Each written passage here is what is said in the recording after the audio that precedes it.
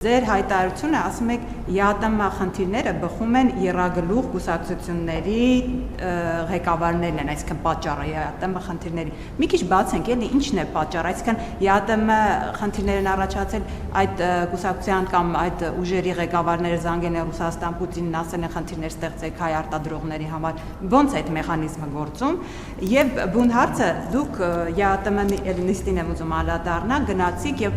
խոսեցիք այն մասին, այն խնդիրների մասին, որը Հայաստանում ներկայացրել էիք, որ խնդիր կունենան նաև ԵԱՏՄ այլ երկրները։ ԵԱՏՄ այլ երկրների ղեկավարները նստած են, բոլորը անհաղորդ են ձեր այդ հայտարարությանը, որևէ ձևով չանդրադարձան, այսինքն նրանց չի մտահոգում ձեր նշած այդ փաստարկները, այսինքն իրենք խնդիր չեն տեսնում, որ այ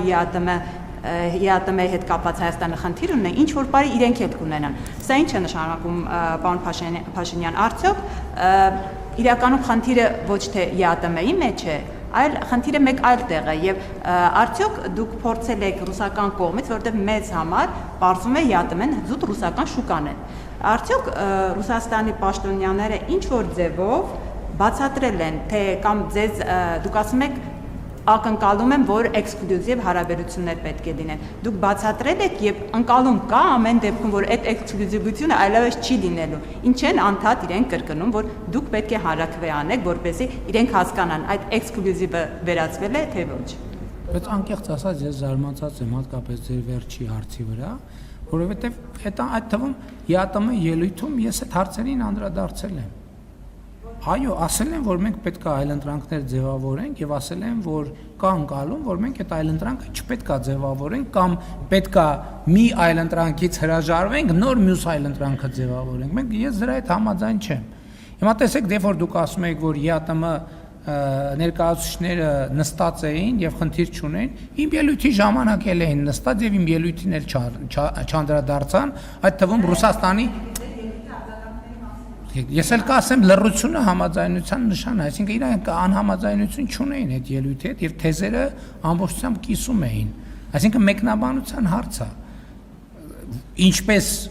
ձեր վերած փաստարկը կյանքի իրավունք ունի, այնպես էլ իմ վերած փաստարկը։ Բայց խնդիրը հետեւյալն է, մենք ինչ ենք ասում։ Էլի ասում եմ, ես ինչ եմ ասում զարմացած եմ, որովհետեւ նախորդ բրիֆինգներին ես այդ հարցերին անդրադարձել եմ։ Ռուսաստանի Դաշնության մեր գործընկերները շատ թափանցիկ ձևով ասում են հետեւյալը։ Ասում են, հիմա դուք ասել եք, ընդունել եք օրենք եւ ասել եք, որ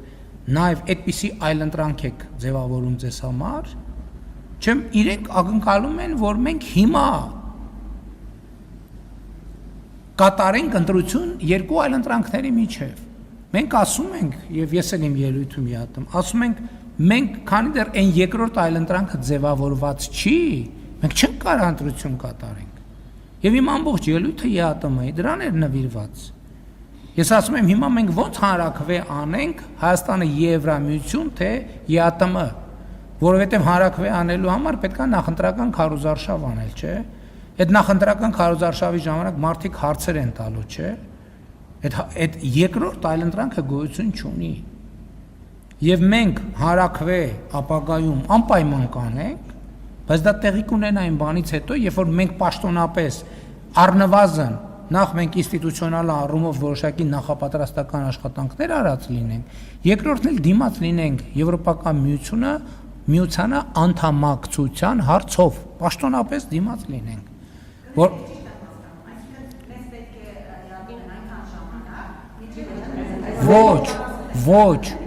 ոչ, մեզ եւ ԵՄ-ն եւ ԵԱՏՄ-ն հավասարաչափ եւ հավասարապես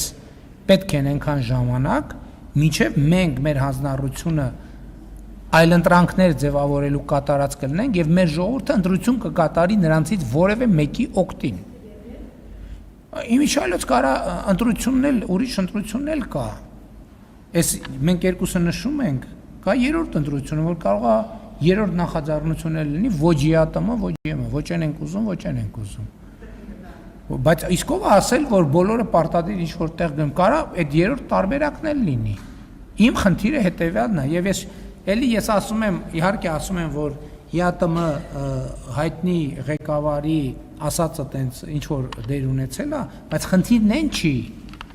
այն չի, որ մի քաղաքական գործիչ մի բան է հայտարարել, Հայաստանի Հանրապետությունն էլ դրան արձագանքում է այսպես, ինչպես ընդունված է ասել, overreact անում։ Խնդիրը այդ ելույթը չի։ Խնդիրը այդ ելույթի տակ ընկած ընկալումն է, որը ի վերջո մենք պետք է հարգելի գործընկերներ իրար աչքերի մեջ նայենք եւ ասենք այն, որ այն ինչ որ Բելարուսի նախագահը ասել է, դա եւ Եվրասիական տնտեսական միության անդամ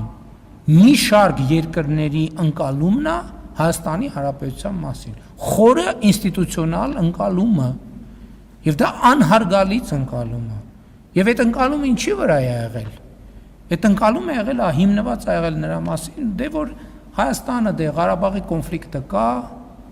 Ադրբեջանի հետ կոնֆլիկտը կա, Թուրքիայի հետ կոնֆլիկտը կա, այդ թշնամությունները անհաղթահարել են, ուրեմն իրանք փախնելու տեղ չունեն։ Իրանց ոնց ուզենք դենց կարան վերաբերվենք։ Բայց ինչի է այս խոսակցությունը բացվել խաղաղության միջավայրում եւ խաղաղության պայմաններում։ Բա որ ես ասում եմ, որ Ղարաբաղի հարցը